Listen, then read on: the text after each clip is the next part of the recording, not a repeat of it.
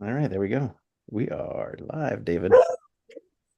Hey, this week's Spursy, Mike, Steve, and Dave got a special guest tonight who we will introduce momentarily. But first, Steve, my man, how you doing, buddy? I am doing, I don't know why you came to me with the dog barking, but what are you gonna do? That's my life. It's kind of frustrating. So he's going off right now because the UPS guy finally showed up. UPS typically gets to my house around like 1 o'clock. And of course, today's the day they decide 6:30. As soon as that Dave guy starts to introduce him, I'm gonna bark up a storm. Very nice, very nice. That's my life. That's how it goes. You All know, right. Well, hey, you're with us though, so all things are better now. So I mean, to be we'll fair, take it. he's done now, but just what a way to wake everybody up. I hope people were listening in. They got the volume turned up nice and loud, and then all of a sudden just dog barking right in your ear. Honestly, Ah, it was minimal on this end. I don't know about the other guys, but no worries here. How if about you you? say so. How It's about you, like Michael? How's life in the land of Mike? Um, the land of Mike. You Yeah, like life that, is. don't you? You can use I, that I if you do, want. I do. I drank a lot of beers yesterday. Watching the NFL games. Keeping tabs on my fantasy team. So I didn't feel great this morning. I was like, man, should I bow out? But we have a special guest that's on today. Very special guest. So I can't wait for that. But yeah, I did have a lot of beers. I did not feel good this morning. But I want to highlight the fact that on Saturday I got to see probably the worst laser show I've ever fucking seen in my life. And this Of is all the things I not a would have joke. thought you might say, that We was went not we on the went list. so Steve and I met Nikki Winks for drinks at Two Heroes Brewing um in the afternoon, and then I went and dropped Steve off at his house, and of course, lo and behold, you know, I look at my clock and I'm like, fuck, I don't have time to get home to get some stuff. So Amy came to St. Albans, met me, and we went to the tree lighting. And of course, because I was illegally filling a can cooler with an adult beverage in the middle of St. Albans, I missed the actual tree lighting, uh, which didn't make anybody happy.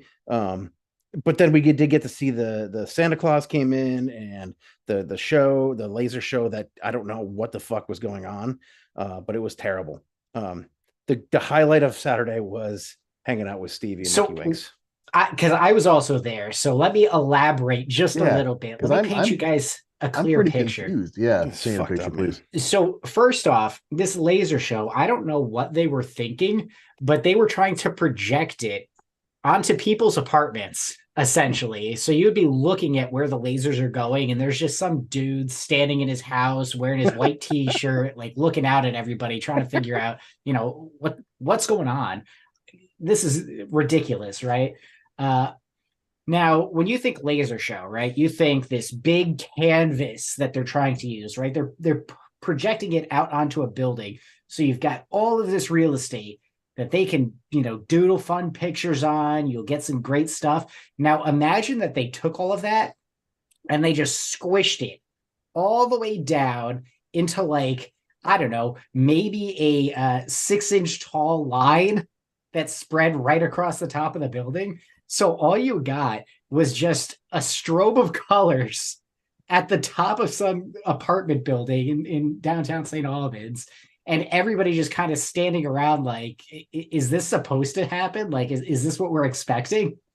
Welcome to beautiful St. Albans, Vermont. I'm gonna go Yeah. on a limb. I'm gonna say if you show up for a laser show, you kind of get you get what you get. Is that a reasonable expectation or No, the expectation was that we were going to get something projected on the fucking building, Dave.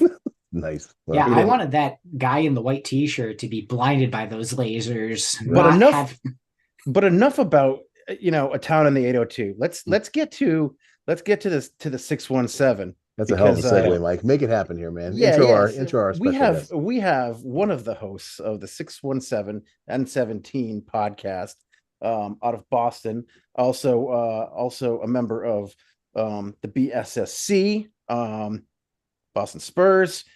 Tom Mullen is with us today. How you doing, Tom? I'm doing great. How are you guys? Fantastic, sir. Fantastic. Thank you very much for having me. It's outstanding to have you with us, man. Thanks for making the time. Thanks for loving the club that we love, and thanks for being a good neighbor to our geographic southeast. We appreciate you, man. Yeah, absolutely. My pleasure. So hey, love to know, Tom, just a bit of your story. Tell us anything you want, but ultimately we're really interested in kind of your Spurs story, and then talk about Boston Spurs for a minute, if you wouldn't mind.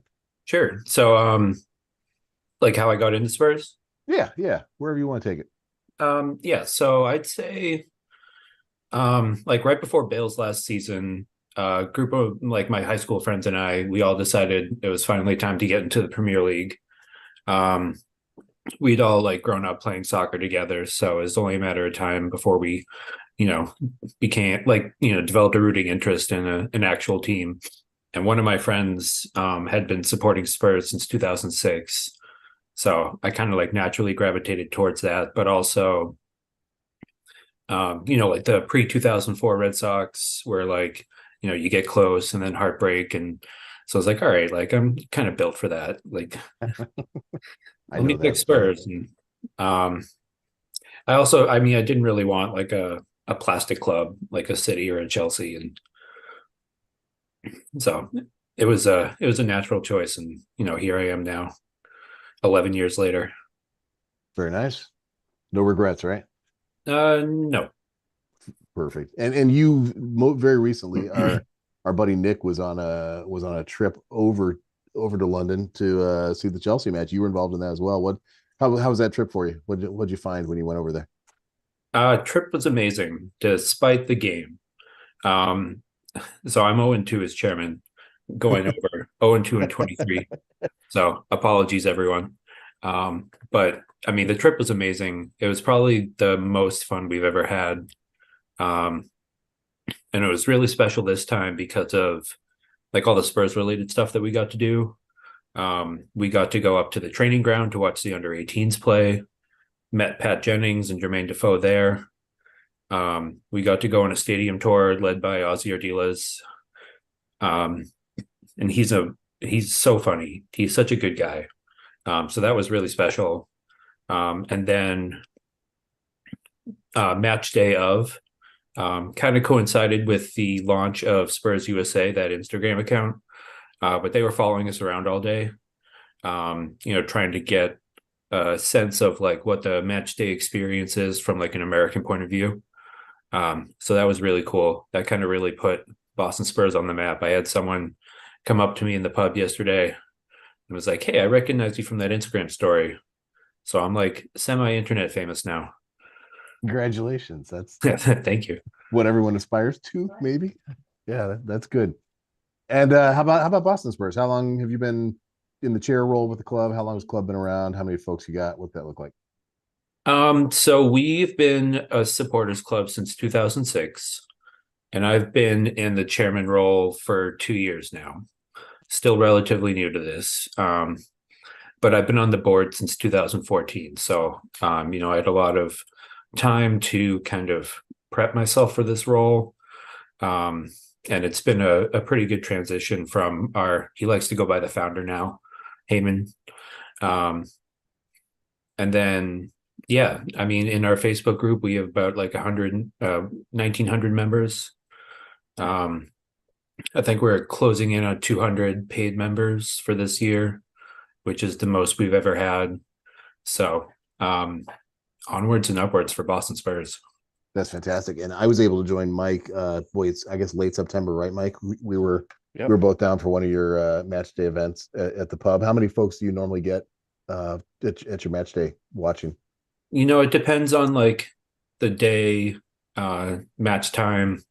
But for like a frame of reference, yesterday for a 9 a.m. match on a Sunday holiday weekend, we had 100 people, which was an excellent turnout. Some of the bigger ones, we can get like 250.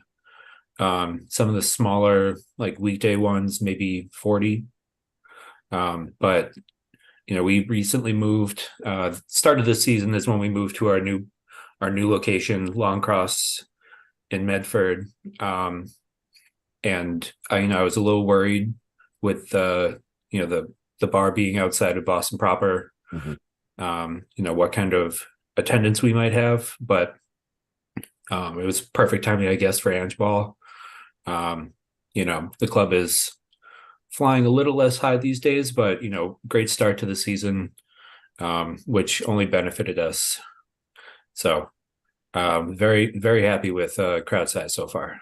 Fantastic. And hey, I gotta say, it was a completely packed when David and I were there. Absolutely. Obviously it was the Gooners match, and Yeah. and my son and I were there for the Brentford match, so opening day.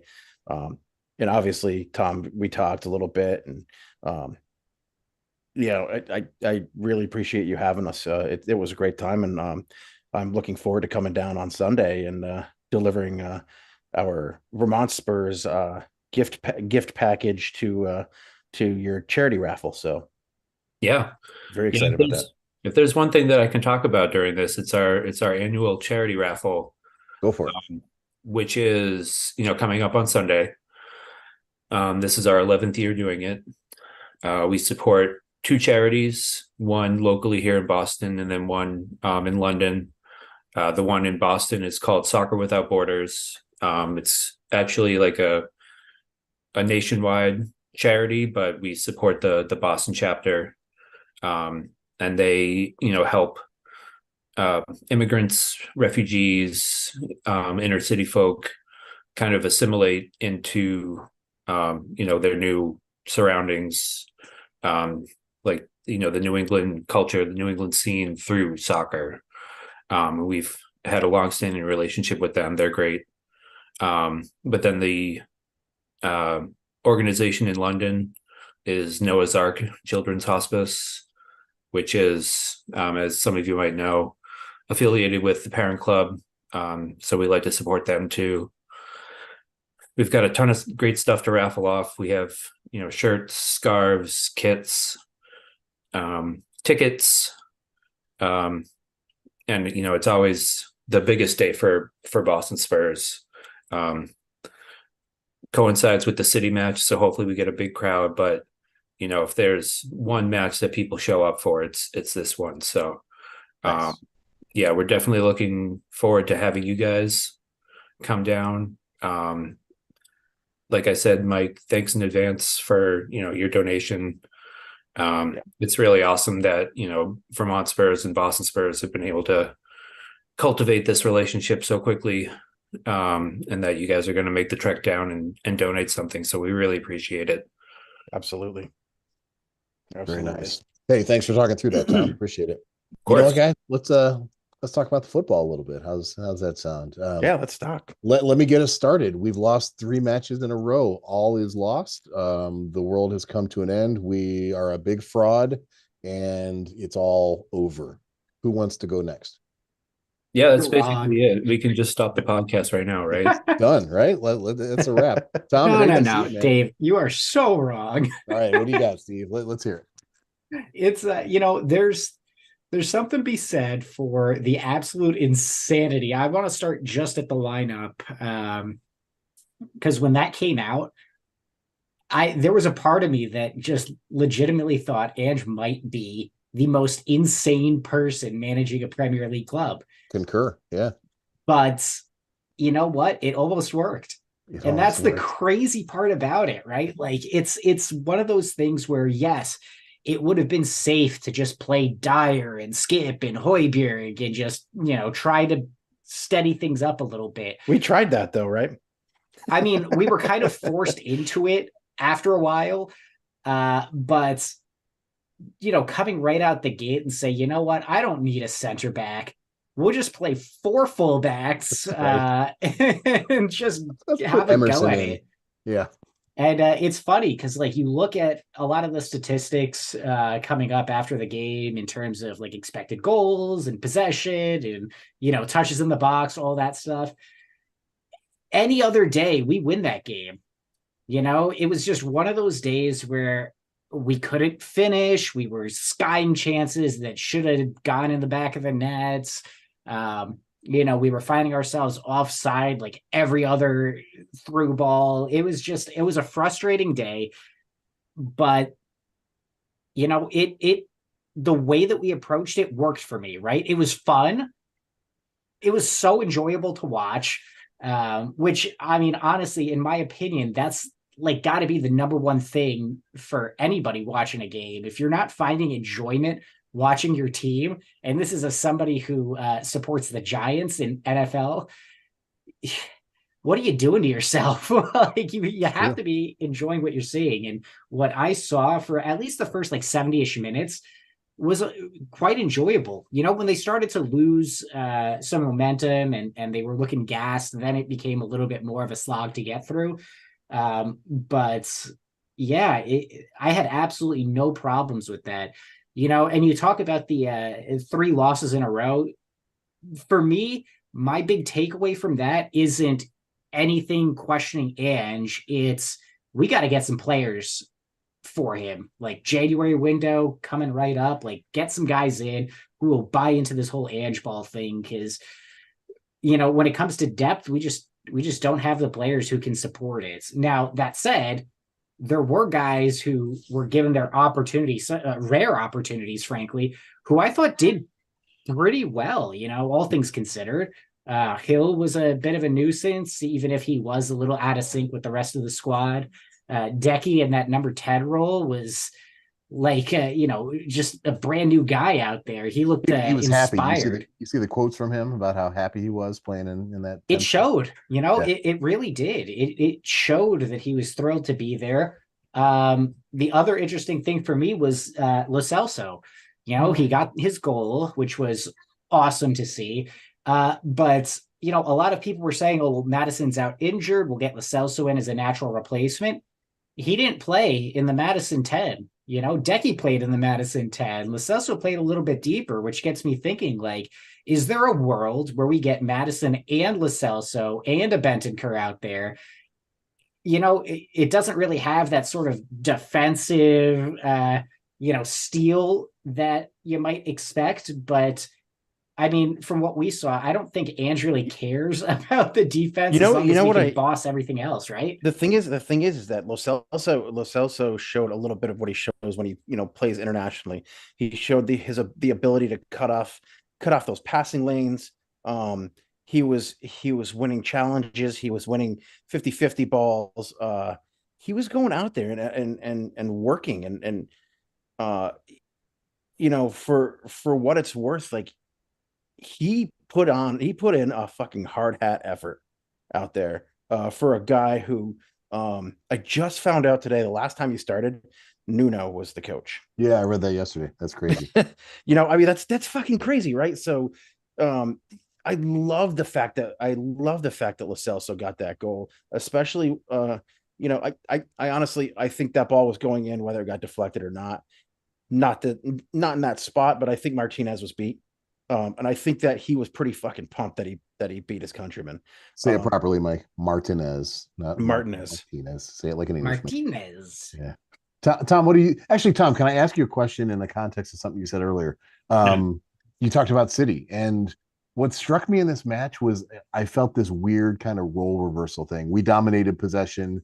We were constantly a threat. We were converting opportunities, but then having them taken away. Like it felt like we were City in all those recent matches where we have beaten City just by the skin of our teeth, right? Where like just we got lucky and held on. It felt like those roles were reversed, which was a fun and weird place to kind of reside. Although the loss on the other end was not cool. How did that feel to you? Did you see that the way I saw that, or how did that look to you?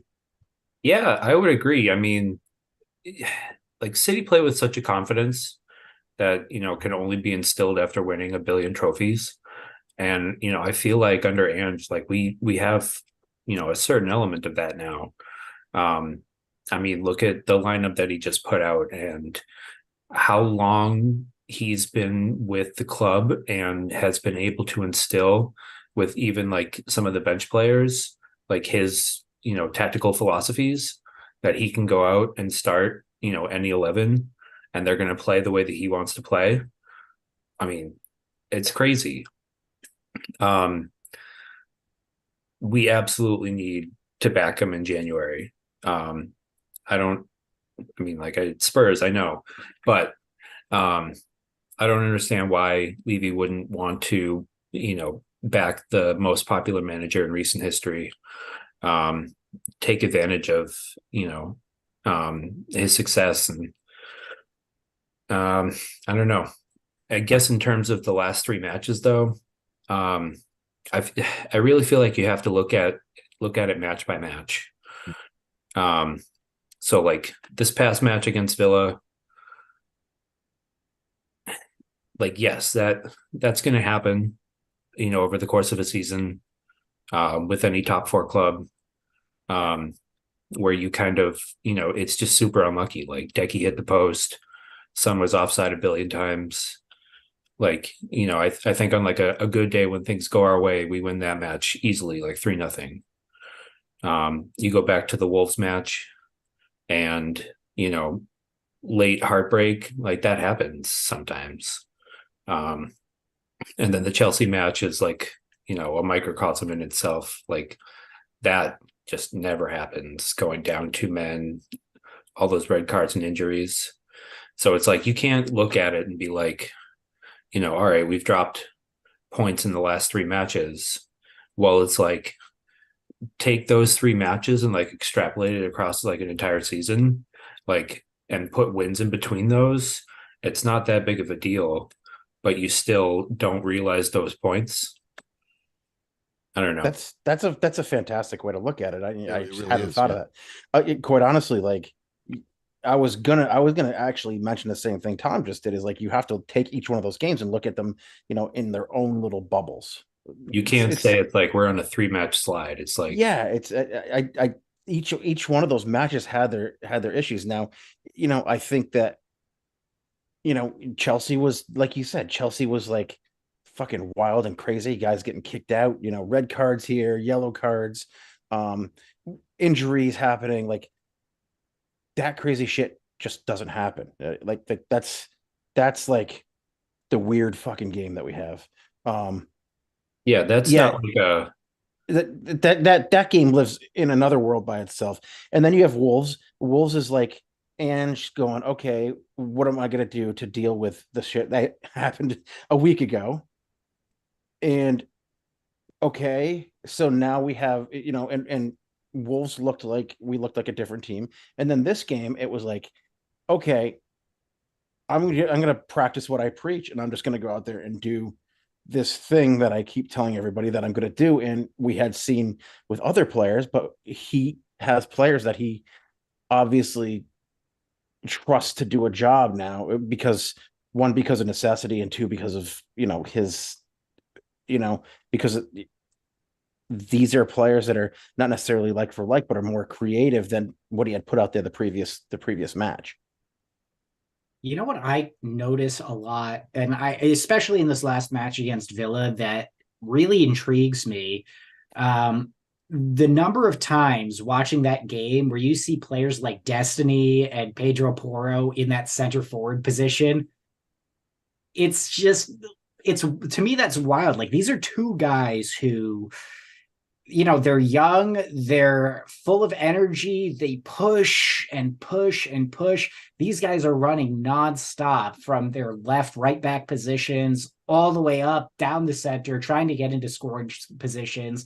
Ball turns over, their head down, rushing back to get back to cover.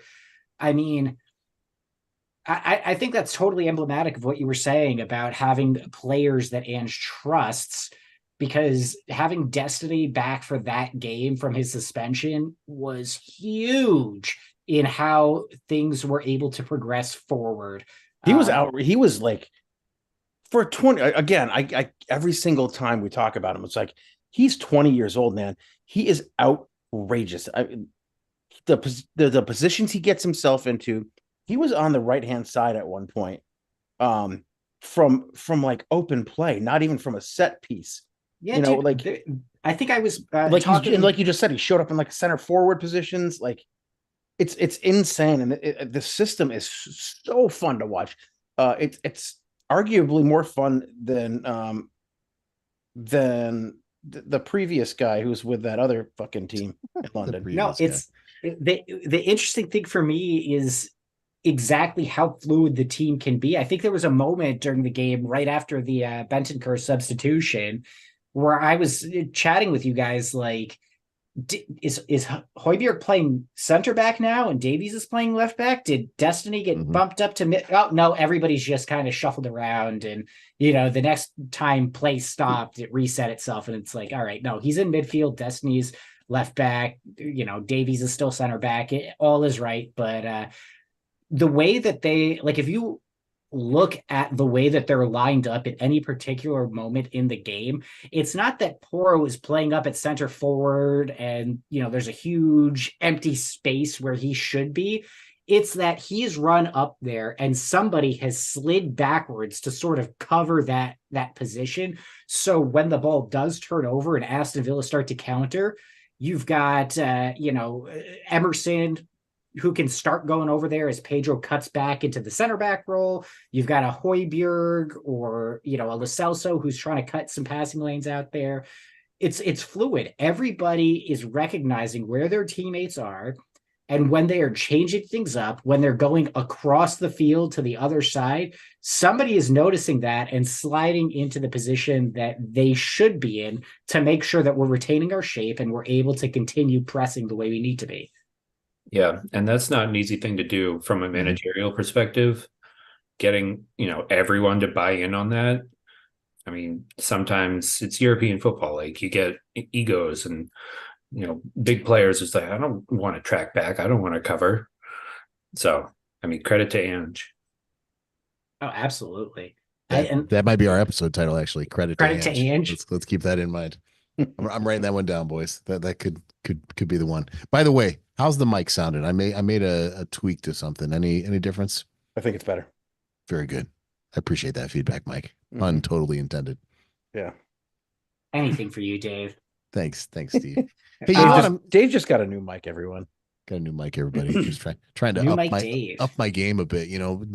Our Mike has he brought in the boom mic a while ago. He's been big time in the rest of us. So I just wanted to slowly catch up. I'm not quite there. Piece by piece. Here we go. It's gonna piss me off because this is gonna come out tomorrow and it's gonna sound your audio is gonna sound better than mine. I'm gonna have like golden voice, and yeah, you're gonna sound like Shrek, right? Donkey. Donkey. Hey, speaking of Mike and Shrekish things, Steve, I think it's time for us to ask a really important question. What do you think about that? Do you think it's time? I mean, I'm seeing. I think it's time. Yeah, it's a good time. Why not? I think you're up, sir. Why don't you get after it? You make Steve do it. You're not going to make the guest do it. Well, I didn't want to put Tom on the spot because I didn't know if Tom was prepared or not. I didn't speak to him about this burden. So Tom, let me ask you: do you have any idea what we're talking about? And are you prepared to participate if you do know what we're talking about? I'm always prepared to participate. Regardless of what it is. But no, I don't know what you guys are talking about. All right. Well, okay. So we're gonna tee you up here. We're gonna tee you up, Tom. So you get to ask the question. This is our segment that we call "Hey Mike, what you drinking?" So that's right. I'm sorry. One of us always asks the question, "Hey Mike, what you drinking?" And then Mike goes on a 10 to 15 minute rant about beer, how beer is made, how he feels about it, about his favorite musical stories, how much head there is he getting how much head there is. He talks about head and lace. It gets a little graphic, and then I have to edit parts out later, all that. So Tom, we'd like to let our guests ask the question, and since you now know the assignment, I'm just wondering, do you have anything you'd like to ask Mike right now? Hey Mike, what you drinking?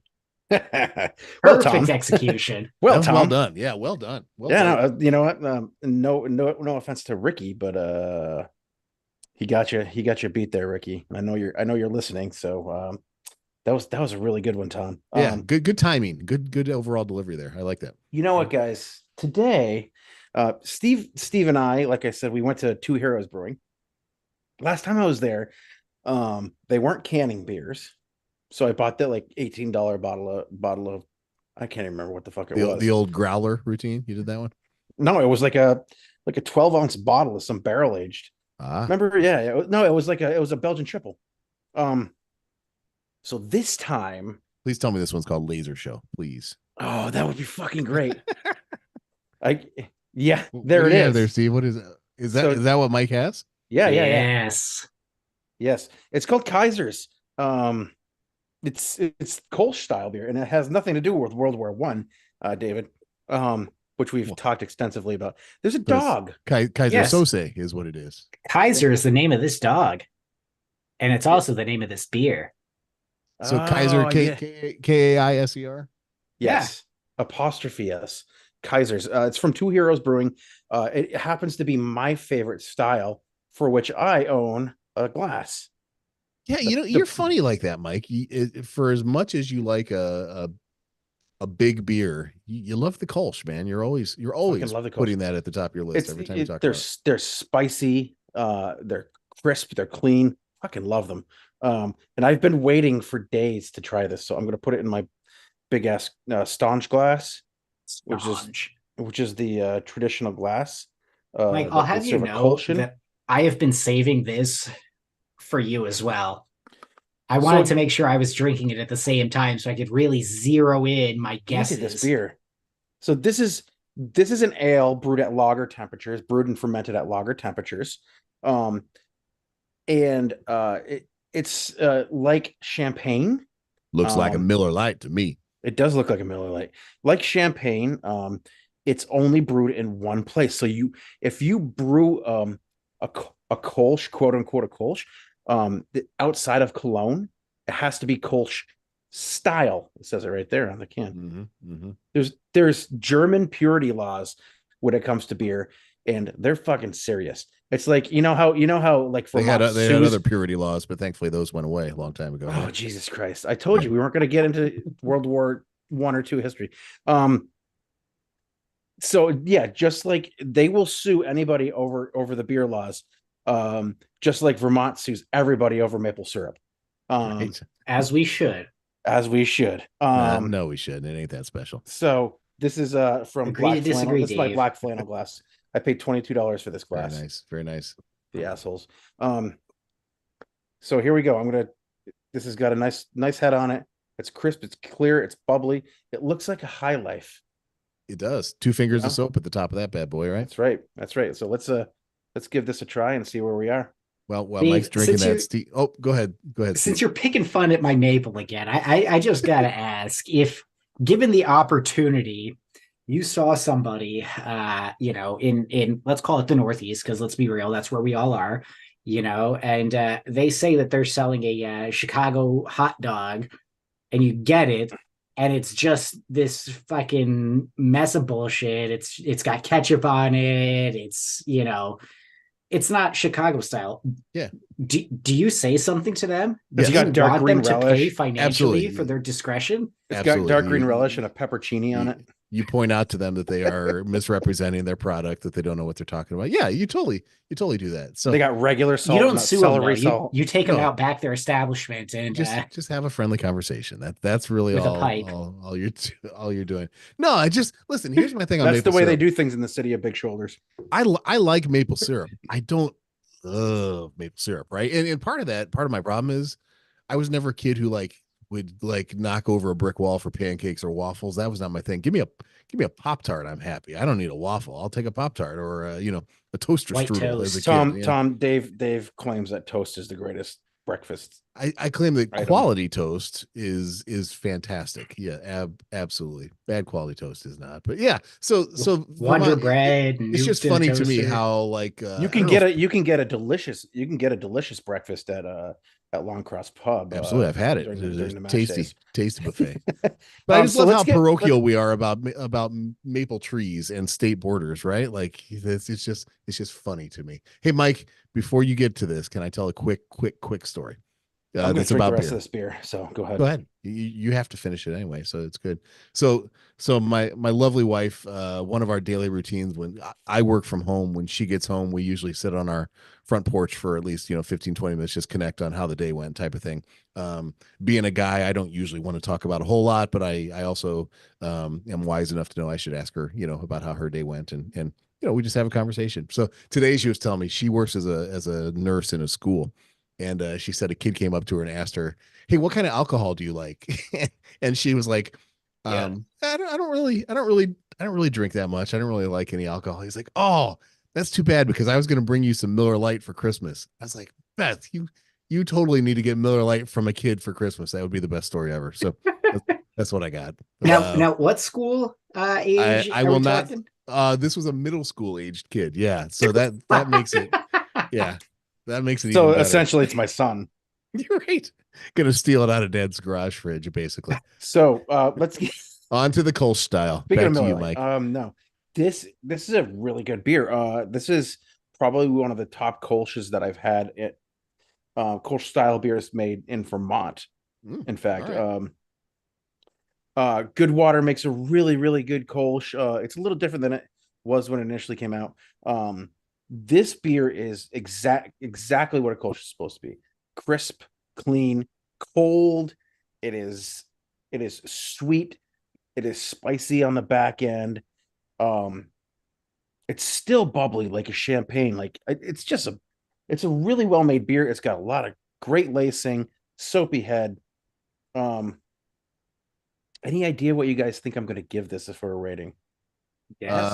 What's it Steve out has of? put his number in. Tom, I don't know if you know this, but Steve and I usually do predictions on the side. If you want to send us a score of 1.0 to 5.0 prediction, I'll give Tom a second to do that. it's worth letting you know also, like, So I if put it's it a in the beer chat. I don't say it out loud. yeah, put it in the chat to either Lacelso Lives or to just to me. So Oh, here we go. We're gonna see how calibrated we get here. Because Mike, you this- said some keywords that I think. Oh, look at that! It went double digits there. Well, I mean, Mike, have we talked about Untapped? Are you on Untapped? I am, yeah. Yeah. I mean, I'm guessing my rating based off of how we do it on Untapped. Yeah. Oh, You're- interesting. Your rating is probably true. Steve and I are going off of some of Mike's buzzwords. We think he may trend a certain direction. So Was spicy one of them? spicy, sweet and spicy. It's like barbecue So, sauce. okay. Straight off the top, this beer is fantastic. I love it. I'm going to drink another one when I get done here, so I can watch this Monday Night Football game and watch my fantasy team Bears. lose first place because the Bears are terrible. Bears. This beer for me, 4.1. Ooh. So Tom came in at 3.75. Okay. I came in at 4.2. Steve came in at 4.3. So Steve and I were trying to dial you in, but Tom, I think if you average those, I bet we get 4.1. Yes.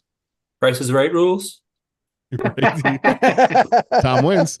Tom wins. You win the hot tub and the trip to Cancun. Congratulations. Oh, sick. Outstanding. All right, Mike, 4.1 on that. How about a song? What do you got? For our guest today, I'm going to go a famous ska band from the 1990s, the Mighty Mighty Boss Stones. Hell yeah. Good band.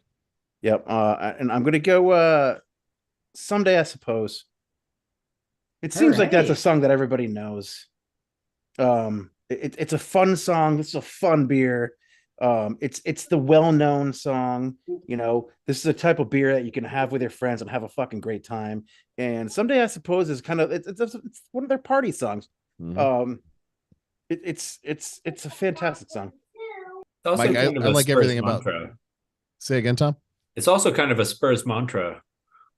Yeah, Okay. it really is. It really is. I suppose. You know what? And I honestly, like, when you told your kind of origin story, mine comes a few years later, at the very beginning of the Harry Kane era, and solidified with the Lucas Moura hat trick. But it was always that, because I'm a big Red Sox fan. I mean, I'm wearing my 2004 dugout sweatshirt. And it was like I compared them to the Always Almost Never. Yeah. You know, and the Red Sox got it over the line. I think Spurs are going to get it over the line at some point soon. So 4.1, Mighty Mighty Boss Stones. Someday, I suppose. Hey, once Spurs get it over the line, Mike, do you think Spurs fans like us will become like Red Sox fans are now? Yeah. Just pretentious assholes. Oh, did I say that out loud, Tom? I can't say that, can I? Whoops. That's not permitted. I will We're say not- though, that if Spurs ever win the league, I'm on, and I mean, this is putting it like on super record, but I'm going to get a full back tattoo. Full. Committed. Oh man, Nice. I said that about Notre Dame football when I was like 12. Well, I'm 35, so Tom, what are you gonna get? You gonna get Richarlison on your back? What are you gonna go with? Now, Richarlison comes up the neck. no, I was He going to has get my himself on his back, right? my own face. Your own face. There you go. Like the Steve-O treatment, basically, right? Yeah. Yeah. No, That's fantastic. Solid. it's got to include Dembele. He's my favorite player ever, so I got to start there. Not Ndombele, but Dembele, correct? Yeah, Musa. Understood. Understood. All right, Mike. Well done, man. That was one of my favorite ratings you've done. I liked the spirit of the rating, the song, the beer choice. Everything was good there. Nicely Could done. have been better. Could have been better. He could have picked my number, but Could have picked your number. Tom it's wins on always the next price. time. Price is Right rules. Tom wins. Ricky is still the only guest who's guessed it. So He is. yep. So Elite company, that Ricky, for sure. yeah. All right, let's look ahead, gentlemen. As we've mentioned, we do have a match with a pretty decent club this coming weekend. Mike, you're going to be down at Long Cross watching. What are you thinking about as we come into this match this weekend? What's going to happen? Oh man. Two things. One of two things is going to happen. We're going to score early. We're going to get our hopes up, and then we're going to get systematically picked apart. Or Dave, or it's going to be really, really bad. I don't know. I don't know who's going to be able to handle Holland.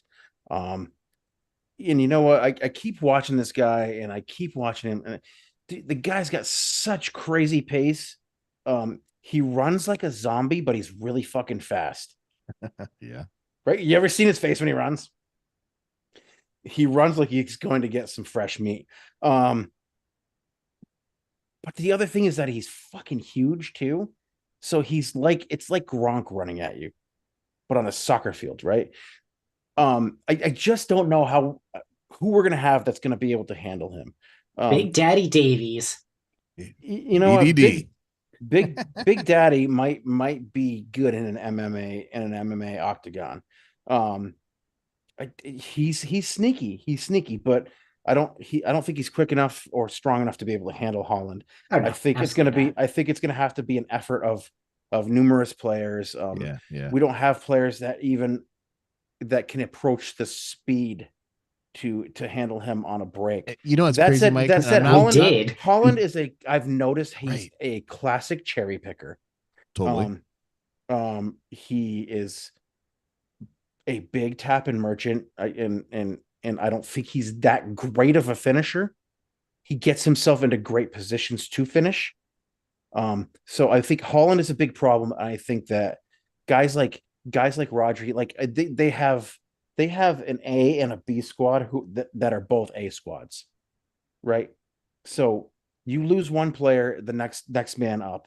They've been able to build that for a long time. Now the way that we're going to beat them, if we can, is to frustrate the hell out of them.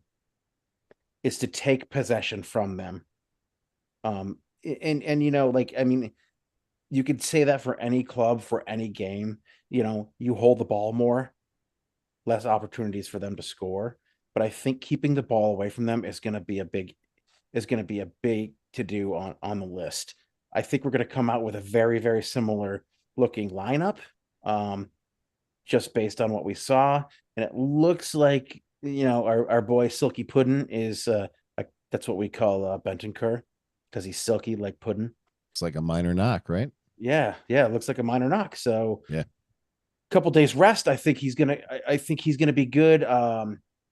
He was fantastic, and there's something that we have to talk about, and maybe I'll save it for my final thoughts, because there's a particular person that I have some particular venom for. It's me, isn't it? From that last game, and it's Steven. But I think that this game is either going to be really close. We're going to score early, and it's going to be really close, or we're going to get really, really, really, Really pantsed. Yeah, it could be bad. Yeah, And this could be one of those games where, again, you have to put it in its own little bubble. valid. They're good Tom, at they're good at counterattacking. They're good at attacking. They're good at holding possession. We just have to take that from them. Tom, what do you think? I agree with Mike. And I think if we can nick a quick goal the first 5-10 minutes, that's really going to change the whole trajectory of the match. Um, yeah, Holland's a problem. But if we can, I don't want to park the bus necessarily, and that's certainly not inch ball. But I think if we just get that first goal, if we come out flying high like we have been, and if we were to lose, that's really going to affect raffle ticket sales this upcoming weekend. So I'm really hoping for a win. Okay, dumb question. Is there a legitimate parallel between the outcome of the game and how raffle tickets sell for the fundraiser? I think so. I mean, you lose and people are pissed off. They Yeah. just kind of like, all right, I'm going to They're, leave. they're not parting with their money, are they? Yeah. Yeah, yeah. So, All yeah. right. Very interesting. Steve, analyze this. What do you see? What do you think? I'm fully expecting a loss. Not for nothing. City just have too many ways to punish individual mistakes. And with the personnel situation that we're in right now, there's going to be individual mistakes. I knew going into the Villa match that they were going to score. It was just a matter of scoring more than them Mhm. to offset it. 1-0 That's was how never that's going how to you do win, it. right, Steve? Yeah, absolutely. Usually. But it's one of those early goal or not. It doesn't matter if we can't put like 2, 3, 4 goals up on them. It's not going to matter. They're going to get in there. They're going to score goals. I have no, there's nothing in my head that's saying, oh, maybe we can keep a clean sheet. If we do, we could park the bus and they would still score on us, right? So I I think it's going to be an exciting game, though. I do think we'll lose, but I think it's going to be a similar sort of situation where we're aggressive, we're pressing hard, we are pushing, we're trying to control, we're trying to stay in it, and that's going to make for a really exciting back and forth. Thinking back to the first 7-10 minutes of the Villa game, where it could have been 4 or 5 goals scored. That's probably the level that I'm expecting going into this match, with both teams having ample chances. It's just that I think City's going to be way more clinical in converting those chances, and I'm not all that upset about it, to be honest. If we had Romero and Mickey in the back, I think we win this game. Mm-hmm. I really do. But without the pair of them doing their thing. Mickey's speed, I think, can more than handle Holland. Romero's aggressiveness, as long as he's not pushing into red card territory, is good enough to disrupt a lot of the play that they've got going on. And don't discount Doku either. I mean, that guy can fly as well. So I'm expecting the loss, but I don't think it's going to be a boring loss. I think the team is going to continue to embrace Ange's methodology. They're going to push for it. They're going to lose, but they're going to make us proud doing it, and the sooner we can get some of these injured guys back and, fix the problems that we've got, it's a long season still to play. There's plenty of opportunity for us to catch up. And then it's all going to be, what can we do in the reverse fixture when we've got a full set of hopefully healthy guys at our disposal? Well, who? So for me, there's 3 players that really, really, really scare me. Outside of Holland on that team, and I mean, who are the players that scare you the most? I mean, I think that like Julian Alvarez and Phil Yes. Foden are probably the 2 most scary players on that team. Outside of Holland and Rodri. Was hoping for Rodri to pick up that yellow card so we wouldn't have to deal with him. I think healthy De Bruyne is the scariest. candidly. Yeah, but Just of throwing those that out. Right, players, but no, like I mean, he's not there. Like Right, understood. But like they just have wanna they give have props. fantastic defenders. They have Kyle Walker. They like Rico. They have Rico Lewis.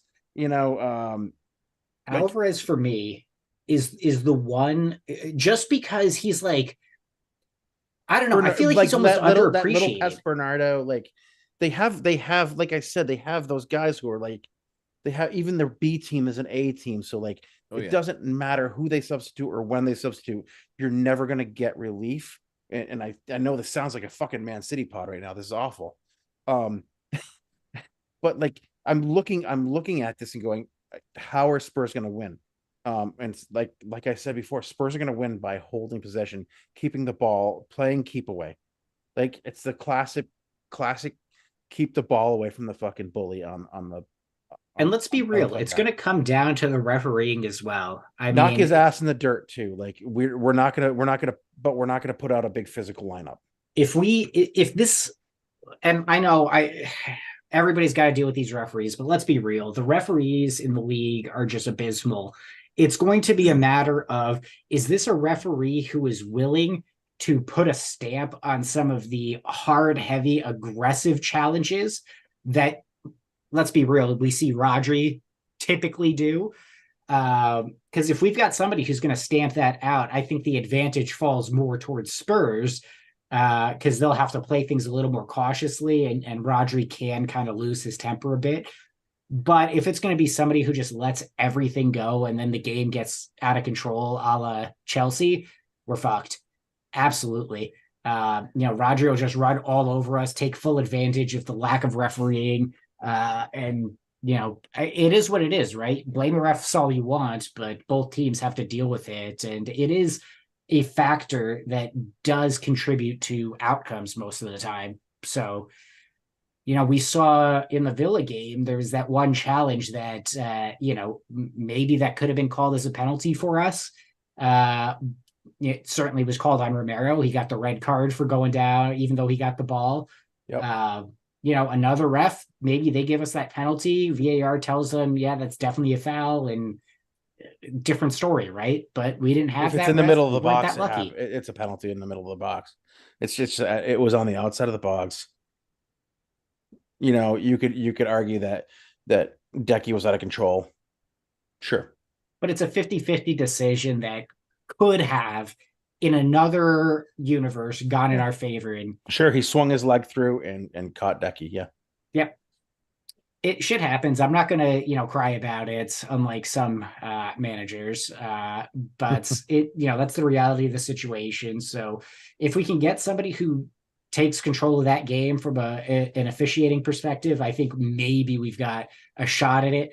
But if they're going to let City run all over us, then not much you can do about that except make it entertaining. All right, that said, let's move on to closing thoughts, boys. Tom, we usually share just a closing thought that is on our mind. Could be about Spurs or just the world or life in general. So I'll give you time to think. Let's start with you, Mike. What do you got for closing thoughts? You said you had something teed up, some venom. Yeah, I mean, I for want to someone. talk. I want to talk about the state of the game because we're allowing players to go out there and make risky tackles, and Romero is no exception. And Destiny, it was no exception in that Chelsea match too. We're allowing players to go out there and make risky tackles that, quite honestly, will and can affect players' entire careers. And I'm talking about you, quote unquote, Matty Cash. Grow the fuck up, dude. Your name's Matthew, Matt, whatever. You're not a fucking 7 to 10-year-old kid anymore. Your name's not Matty. You're also not Polish. Well, you are. Maybe you are Polish, but you're not a Polish national. I don't like this guy. Judgy. Mike is judgy tonight. Yeah, Isn't he? I am judging. You know why? Because he took. How do you He know took Maddie? out. He How do took you know out Maddie probably Ca- one of our How do you know highest. he's not Maddie Kashmowitz for all intents and purposes? Like, Kaczynski. yeah. How do you know this? Because then he'd be North Macedonian. Suck it. No, so I have a particular issue with Matty Cash. this guy could not handle Bentancur the entire game.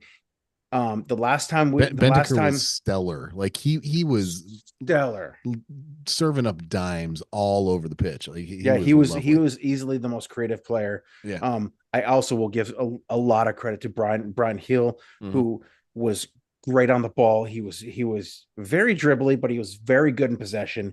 He was very good. He was very good with his passes, his overlapping runs. I think him and Bentancur were working really, really well together.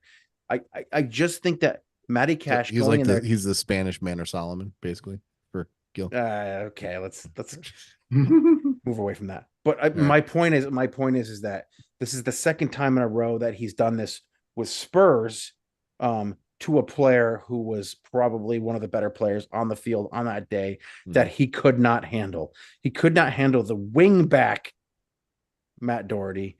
He could not handle our number 8-6, whatever he was on the day. Bentancur was constantly beating him. So what he does is takes him out at the legs. The referees need to get a handle on the game and need to stop these injuries from happening. And old school soccer fans will say this is the way the game is played, but that shit is outrageous. I don't care what he was not going for the ball. He would, and whether he was intending to injure or whether he was intending to stop the player, what he did was dangerous. And unfortunately, he's not going to be held accountable for it, like he was not held accountable before for ending Matt Doherty's season. But guys like him need to be stopped. And it just kind of piggybacks on what Steve was saying, was that we need referees to go out there and take a hold of this game and say, like it or not, this is the age we're playing in, and these are the fucking rules. And grow the fuck up, Matthew. Yeah, Mike, there's a lot of interesting intersections to what you talked about. So here's what I'm thinking about as you say this. Are you gonna play devil's advocate for Matty Cash? No, I'm not, because I was about to say, like, I don't disagree with anything you said. But I'm trying to put context around it. So I'm trying to think about, clearly this year, the refs have been making an effort to call games a bit more loosely so that the games aren't being stopped for every little nick and knock that happens. Now you got to put the VAR issues aside for that. So clearly they're making an effort, or they've had a directive for that. And then I flash back, a few years ago, I can still envision when Son, in a petulant rash, broke was it Gomez for Everton? What was that guy's name? Broke his leg, right? Son got pissed, Son was getting owned, and Son took him out. There was no other way to say it than that's what happened. And he got red for it. He saw a suspension. It was rescinded. The red was rescinded.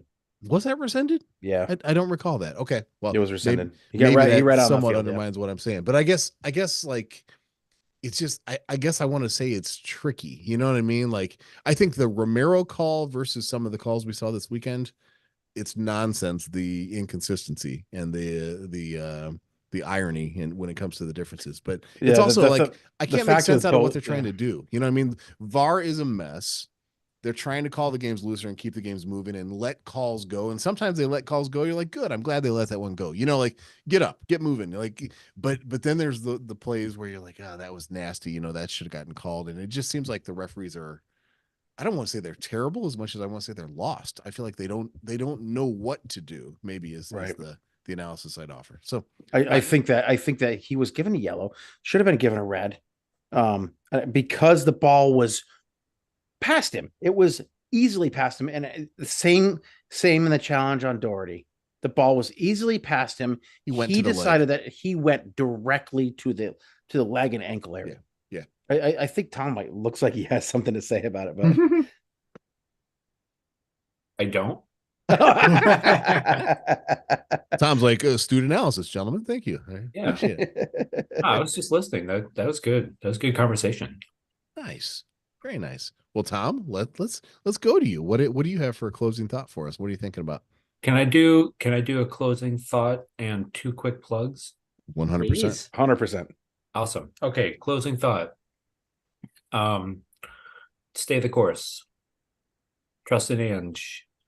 We were never going to go undefeated. So, let's temper expectations. Losses happen, injuries happen, red cards happen. I think my point earlier about those 3 matches, you have to kind of, look at them for what they are and at a match by match basis. But silverware it's coming. Like, we're gonna have a great January. December is gonna be fun. 7 matches. So the future is bright. One plug. I'm already blanking on the second one, but so That's called getting old. yes, it is sad but true. So Boston Spurs just recently resurrected our own podcast. So if you guys out there want to listen, 617 to N17. We only have 1 episode out right now, but if you want to check some of the earlier episodes, they date back to like 2019. So I don't really know how much of it's relevant, but Nice. yeah, take a listen to our November episode and pay attention to future episodes coming out. You doing kind of a weekly thing, or how often you see yourselves recording? Yeah, I think we're gonna do a monthly one. We're Monthly, doing okay. a live podcast from the raffle on Sunday, Nice. Yep. so that should be interesting. We'll just have guests cycling in and out while the guys talk about the match live. And I remembered what the second thing was. So Nicky Winks, right? Is that Yeah. what you call him? Yep. Yeah, he joined us for our for Boston Spurs' most recent trip to London. And we're going back over in April for the Forest match on what's tentatively scheduled for the 6th. Nice. So if anybody on Spurs wants to tag along for that one, hit us up. Very, very nice. Good to know. If anybody who listens to this is interested, we'll get you hooked up with Tom if you can't hook up with Tom on your own. So perfect. Thanks, Tom. Appreciate that, man. Hell yeah. All right, Steve, closing thoughts. What do you have? My closing thoughts, I just want to give huge praise, really, to the Spurs community. There was none of the vitriol and anger and disrespect that I've essentially been accustomed to seeing following losses under the last 10 years. And I get it, right? When you're not playing well and you're losing these games, it's easy to kind of like pile on and start picking scapegoats, blaming players, Eric Dyers. Yeah, I gotta get my shot in on him, even though he didn't really do anything this last week. He got up a couple of times, though. He did get up, and every time he did, a part of me died. But legitimately, yeah. no, sure. I was almost afraid to look, 3 games lost. I'm going to go on Reddit and there's going to be all these, what's Ange doing posts. But no, it seems, for the most part, Spurs fans out there seem to be keeping that level head. They're thinking about things rationally. They're giving Ange the benefit of the doubt. And all of that stuff, I think is the right way to go about this, right? We've talked about it ad nauseum for the last few seasons. If you're getting to the point where you're getting angry at the club, you're getting angry at the manager, at the players, at the team, and you just can't find any enjoyment, you got to stop watching, take a walk, get some fresh air. But no, it seems, win, lose, or draw, people are behind Ange. They're buying into it. And in my opinion, I think that's going to lead to a huge payoff in the future. Maybe not this season, maybe not next season, but as long as we continue to build and we continue to give him the resources that he needs, I think that we are setting ourselves up to be successful down the line. And again, I just want to remind everybody, when the season was starting, I think most of us were thinking, all right, if we get, top 8, that's probably a win. So let's keep that in perspective, right? Yes, we were first for a couple of weeks. Yes, that was a lot of fun. But when the season started, nobody expected us to hit the ground running like that. We're hitting a road bump right now. And despite the media, despite some of the pundits trying to, make a mountain out of this molehill, I think you just got to coast. You got to accept that we're going to get a couple more losses between now and the end of the season, and just let Ange do his thing, because he is a breath of fresh air, in my opinion, in terms of the approach that he's taking, getting us to play brave, even when the odds are stacked against us. But also just because he's a really likable person. He's honest, he's transparent, no nonsense, right? He's just the kind of guy that, I'd want to have a beer with him personally. I want to hug him. Yeah, I'd run through a wall for this dude. So let's give him the opportunity. Let's keep the positivity going. And believe me, the first few moments where I see things sliding and I see things getting toxic, I'm more than willing to say, you know what, experiment over. This isn't working anymore. But for now, he's doing the right things. He's saying the right things. The players are buying into it. Let him cook. Let Ange cook. I like it. Very good. All right, boys. I think we've recorded a podcast. Well done. As we wrap up, gentlemen, Steve, there's something I usually like to hear you say as we close things out. Quiz. And don't be an asshole. Thank you, Steve. And Mike, if we're talking to our friends out there, what advice would you give them? The world is crazy, guys. Lots of crazy shit happening right now. But here's the thing. Here's the thing. I just want everybody to be safe. Just be safe. Thanks, Longshoreman. Way to go. And one more thing. What else would you add? Oh, Tottenham Hotspur action.